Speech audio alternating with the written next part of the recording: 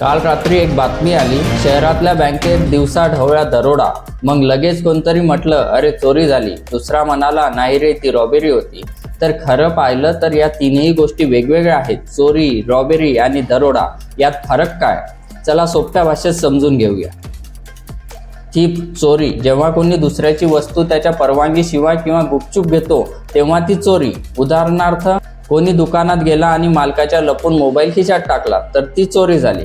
कायदेशीर भाषेत कोणत्याही वस्तूचा मालकाच्या परवानगीशिवाय गुप्त ताबा घेणे.